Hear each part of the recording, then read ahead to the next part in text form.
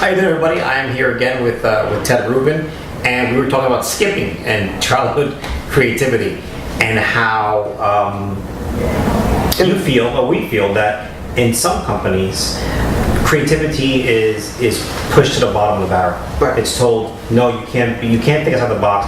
You can't think against the grain. These are the rules and procedures. Follow them. Do your job. Create the cog. Move on. You know, I think it goes further than some companies. I think it's most companies. You know, there are remarkable companies out there that encourage their employees to fail. Yeah, absolutely.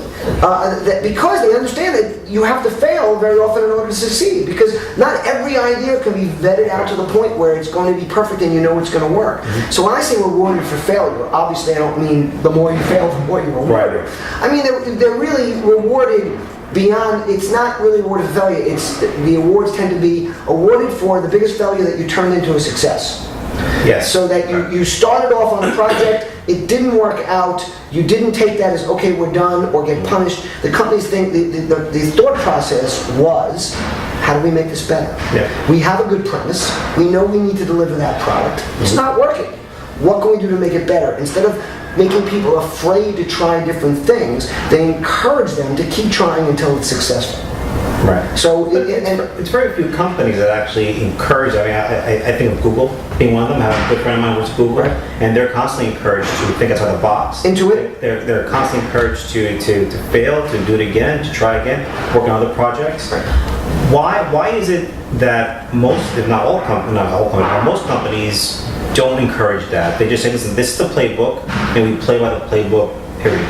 You know, I have to say that I really get it with small companies who have limited resources, although they tend to be the biggest risk takers. But I understand the mindset there.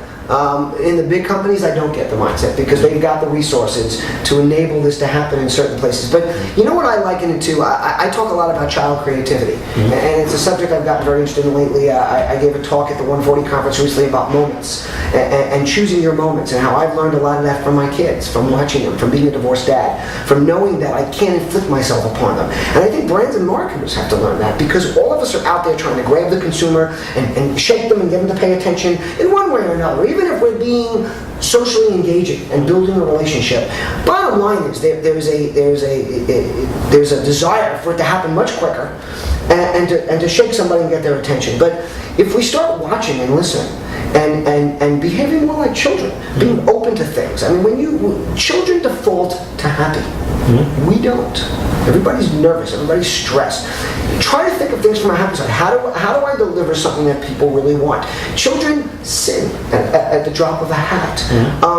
Children skip. Skipping is an amazing thing. I have to encourage everybody. I've done this before. If you're not feeling good, skip. You can't possibly be upset when you are. But the problem is that if an adult, you know for a fact, if an adult does that today, they're considered a little loopy. Well, you know what? Right. But let's change that. Let's start a revolution in companies where we have the ability to daydream, where there's time to sit in a room and just think, and just come up with ideas, that we can doodle, that we can sit and draw while we're in a meeting. But isn't that a top-down philosophy? Because listen, if you're working for an agency that is just, again, these are the rules, you don't deviate from the rules, and then you try to skip, sing, walk around with blue shorts and red hair, you're going against the grain. You're not going to survive there very long, because that's the company culture.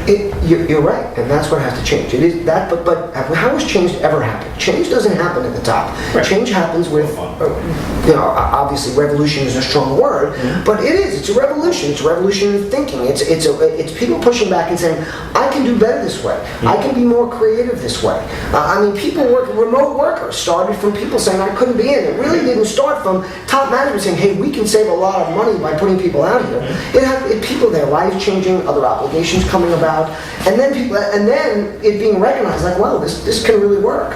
So I just think that we have to open ourselves up a little bit more to the creativity we have as kids. I was recently at a conference, and there was this great practice done where the guy giving the talk asked the audience, how many, of all adults, hundreds of them, how many people think that they draw well, that they're good artists?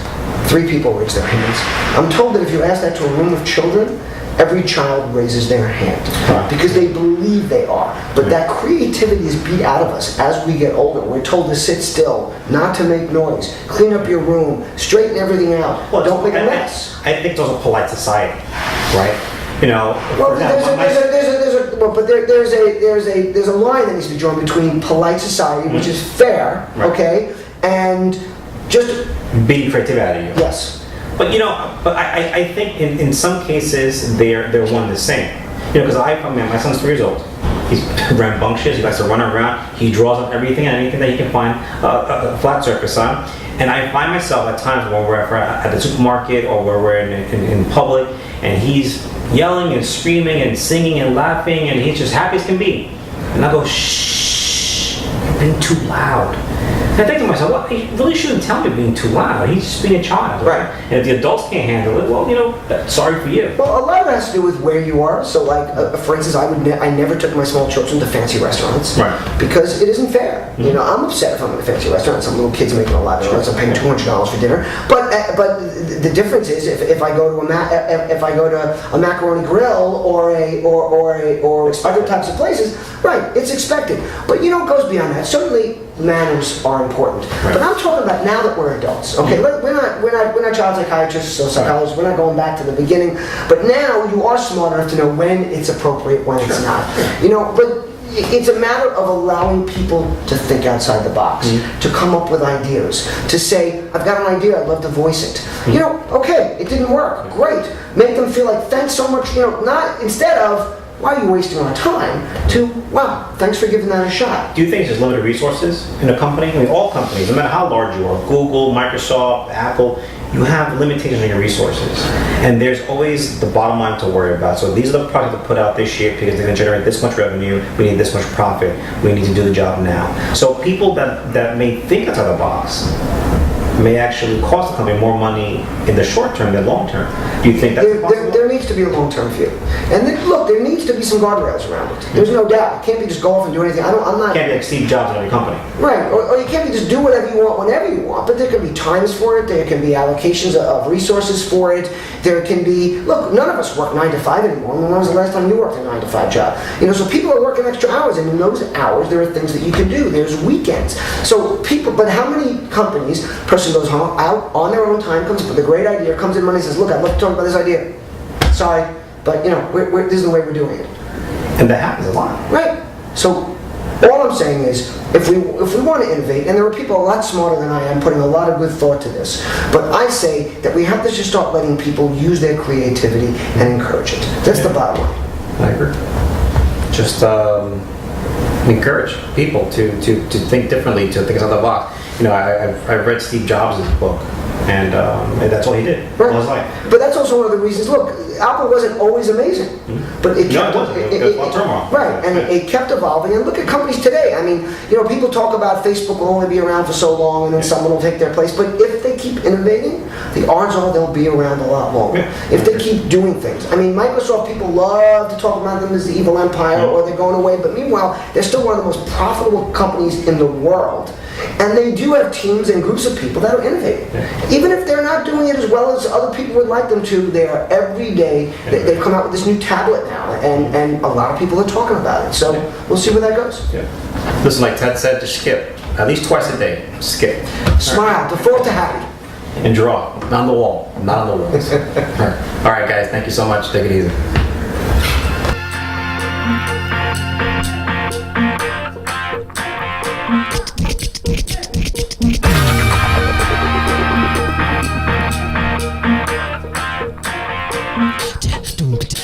Doom,